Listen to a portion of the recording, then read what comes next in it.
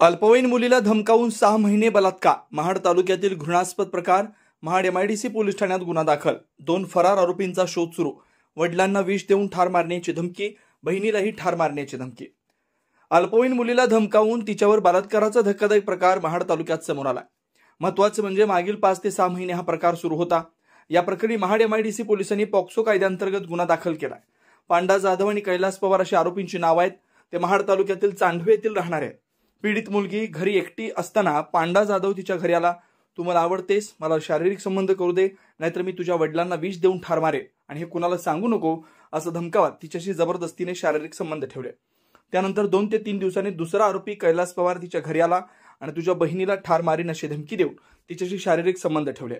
मागील 5 ते 6 महिने हा घृणास्पद प्रकार सुरू होता. याचा त्रास असह्य झाल्यानं मुलीने आपल्या कुटुंबियांना हा प्रकार सांगितला. त्यानंतर या प्रकरणी महाड MIDC पोलीस ठाण्यात दोन्ही आरोपींविरोधात गुन्हा दाखल करण्यात आला. पोलीस उपनिरीक्षक VB फडतरे पुढील तपास करतात.